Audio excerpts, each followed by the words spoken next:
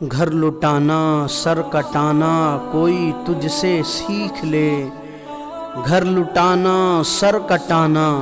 کوئی تجھ سے سیکھ لے، جان عالم ہو فدا اے خاندان اہل بیت، بے ادب گستاخ فرقہ کو سنا دے اے حسن،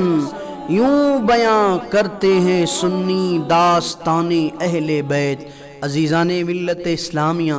حضرت امام قاسم رضی اللہ تعالی عنہ کی شہادت کے بعد امیر المؤمنین حضرت علی شیر خدا رضی اللہ تعالی عنہ کے فرزند حضرت عباس رضی اللہ تعالی عنہ، حضرت امام حسین عالی مقام رضی اللہ تعالی عنہ کی خدمت میں حاضر ہوتے ہیں اور میدان کارزات میں جانے کی اجازت طلب کر رہے ہیں، اور حضرت امام پاک کی خدمت میں عرض کرتے ہیں، بھائی جان اب ننھے ننھے بچوں کا پیاس سے تڑپنا اور ان کا رونا بلکنا مجھ سے نہیں دیکھا جاتا، اللہ تعالیٰ کے لیے اب مجھے اجازت دیجئے کہ میں قربان ہو جاؤں یا ایک مشک پانی کا لے کر آؤں اور ان پیاسوں کی پیاس کو بجھاؤں۔ حضرت امام پاک زور و قطار رونے لگے اور فرمایا، بھائی عباس،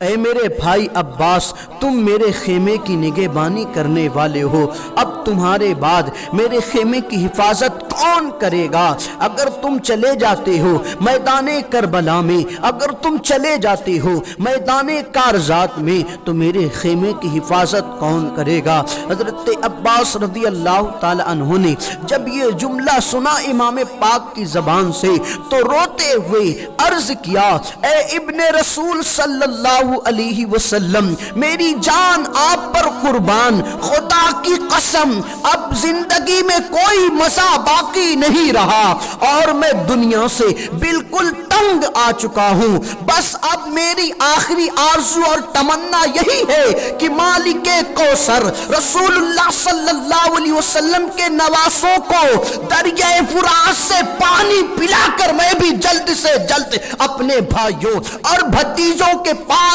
پہنچ جاؤں۔ حضرت عباس رضی اللہ تعالی عنہ کے اصرار پر اصرار سے مجبور ہو کر حضرت سیدنا امام حسین امام عالی مقام رضی اللہ تعالی عنہ نے اجازت دے دی۔ حضرت عباس رضی اللہ تعالی عنہ ایک مشکیزہ کاندھے پر لٹکائے ہوئے گھوڑے پر سوار ہو کر میدان کارزات میں یزیدی فوج کے سامنے پہنچے اور حجت کے لیے فرمایا، اے یزید ناپاک کے بے دین فوجیوں،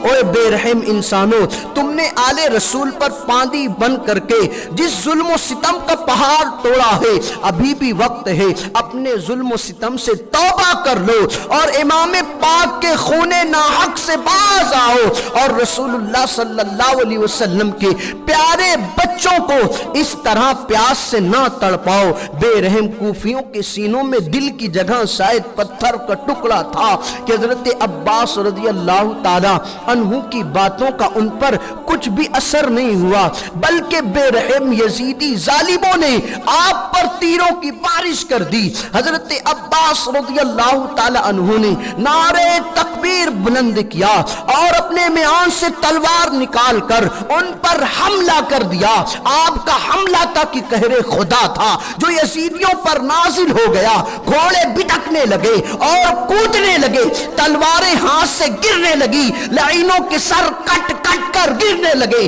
حضرت عباس ان کا قتل عام کرتے ہوئے جس طرف جاتے یزیدی کی فوجوں کو پلٹ کر رکھ دیتے، لعینوں کے سر کٹ کٹ گرنے لگ گئے، کاٹ کاٹ کر حضرت عباس رضی اللہ تعالی عنہ نہر فرات پر پہنچ گئے۔ نہر فرات سے پانی کا مشکیزہ بھر کر کندھے پر لٹکایا اور خود پانی پینے کے لیے چلوں میں پانی لیا اور پینے کا ارادہ کیا۔ اللہ اکبر! تو سکینہ کی پیاس یاد آ گئی، حضرت علی اصغر شیر خار کی خشک زبان اور پیاس سے ان کا رونا بلکنا یاد آ گیا، تو چلو کا پانی فرات میں پھینک دیا اور فرمایا، اے دریائے فرات، گواہ رہنا کہ تیرا پانی اور اس کا ایک ایک قطرہ اس وقت تک مجھ پر حرام ہے جب تک میں رسول اللہ صلی اللہ علیہ وسلم کی آل کو پانی نہ پلا دوں۔ عزیزوں دوستوں، پانی پینے کے لیے ہاتھ میں اٹھایا حضرت عباس رضی اللہ تعالی عنہ نے، لیکن اللہ اکبر، حضرت سکینہ کی پیاس یاد آ گئی، حضرت علی عسکر شیر خار کی خشک زبان اور پیاس سے ان کا رونا پھلکنا یاد آ گیا، تو چلو کا پانی فرات میں پھینک دیا اور فرات سے فرما رہے ہیں، فرات گواہ رہنا، تجھ پر ایک ایک قطرہ، مجھ پر ایک ایک قطرہ اس وقت تک مجھ پر حرام ہے جب تک میں رسول اللہ صلی اللہ علیہ وسلم کے خاندان والوں کو پانی نہ پلا دوں۔ اللہ اکبر، کیا عشق تھا، کیا عشق تھا۔ بہرحال میرے آقا علیہ الصلوۃ والسلام کے پیارے دیوانوں، حضرت عباس رضی اللہ تعالی عنہ پھر آپ نے اپنے گھوڑے کو پانی پینے کا اشارہ کیا تو گھوڑے نے بھی پانی پینے سے انکار کر دیا۔ اللہ اکبر، جب حضرت عباس نے گھوڑے کو پانی پینے کے لیے اشارہ کیا، جملہ سنو یارو، مصنف نے لکھا ہے گھوڑے نے بھی پانی پینے سے انکار کر دیا اور یزیدیوں کو گویا مخاطب کر کے فرما رہا ہے، او یزیدیوں سنو سنو، تم وفا کی بات کر کر امام حسین کو خطوط پہ خطوط بھیج کر بلایا، اس کے بعد بے وفا ہو گئے۔ دیکھو میں ایک جانور ہوں، میں محبت بھی کرتا ہوں، اس کے بعد وفا بھی کرتا ہوں۔ گویا گھوڑا کہہ رہا ہوگا دیکھو یزیدیوں تمہیں شرم آنی چاہیے، آب کوثر پلانے والوں پر نہر فرات کا پانی بند کر کے رکھا ہے، تم سے ظالم انسان کون ہو سکتا ہے؟ گویا گھوڑا بھی کہہ رہا ہوگا۔ عزیزان ملت اسلامیہ، حضرت عباس گھوڑے پر سوار ہوئے اور خیمے کی طرف رواں ہوئے۔ ابن سعد نے اپنے لشکر کو للکارا اور کہا خبردار، اگر یہ مشکیزہ امام پاک کے خیمے میں پہنچ گیا اور شیر خدا کے شیروں کو پانی مل گیا تو تم میں سے کوئی بھی زندہ نہیں بچ سکتا۔ یہ سنتے ہی یزیدی فوج نے حضرت عباس رضی اللہ تعالی عنہ کا چاروں طرف سے محاصرہ کر لیا اور تیر و تلوار کی بارش کرنے لگے، یہاں تک کہ نوفل ملعون نے دھوکے سے ایسی تلوار ماری حضرت عباس رضی اللہ تعالی عنہ کا دائنا بازو کٹ گیا۔ آپ نے جلدی سے مسکیزے کو اپنے بائیں بازو پر لٹکایا، پھر ایک ظالم یزیدی نے ایسی تلوار چلائی کہ آپ کا بایاں بازو بھی کٹ کر زمین پر گر گیا۔ جب دونوں بازو کٹ گئے تو آپ نے مسکیزے کو اپنے دانتوں سے پکڑ لیا اور گھوڑے کی رکاب سے دشمنوں کو ٹھوکر دیتے ہوئے خیمے کی طرف بڑھتے چلے جا رہے تھے۔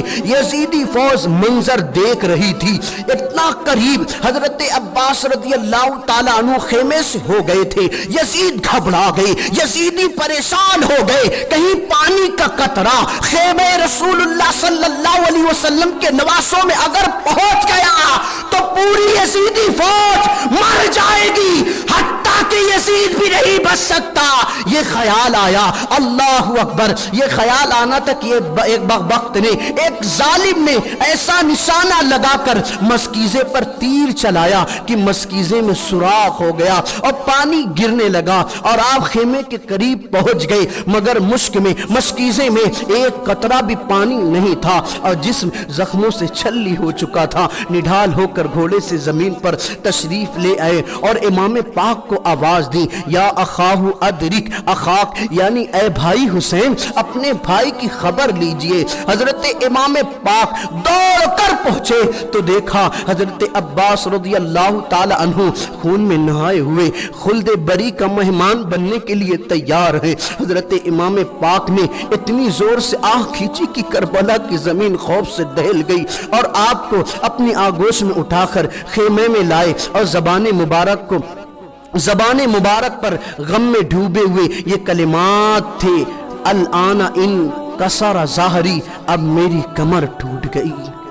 میرے امام پاک نے یہ فرمایا، اب میری کمر ٹوٹ گئی۔ اور میرا سہارا کوئی نہیں رہا۔ پھر آپ روتے ہوئے حضرت عباس رضی اللہ تعالی عنہ کے خون آلودہ چہرے پر اپنا منہ رکھ کر اے بھائی کہہ کر پکارتے رہے۔ پھر حضرت عباس رضی اللہ تعالی عنہ بھی شہادت کا جام نوش فرما لیا۔ انا للہ و انا الیہ راجعون۔ اے میرے آقا علیہ الصلوۃ والسلام کے پیارے دیوانوں،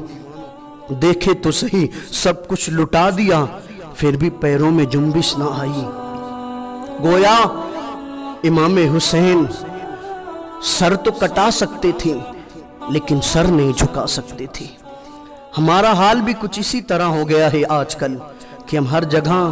سر جھکاتے جا رہے ہیں، حالانکہ ہمیں سر اٹھا کر جینا چاہیے، سر صرف اپنے رب کے سامنے جھکانا چاہیے۔ دوستوں، ہم تو اپنے سر کو ایرے گیرے کے پاس جھکا رہے ہیں۔ یہی وجہ کہ آج مسلمان لوگ جہاں جہاں دیکھیں گے آپ، لوگ ٹھوکر سے مار کر مسلمانوں کو حقارت اور بری نگاہ سے دیکھ رہے ہیں۔ ہمارا وقار ختم ہو گیا ہے معاشرے میں۔ دوستوں، ہمیں وقار اپنا مجروح ہونے سے بچانا چاہیے، تو بچانے کا ذریعہ یہی ہے کہ امام حسین علی مقام رضی اللہ تعالی عنہ کی زندگی سے سبق حاصل کریں اور اپنے نبی علیہ الصلوۃ والسلام سے سچی پکی محبت کریں۔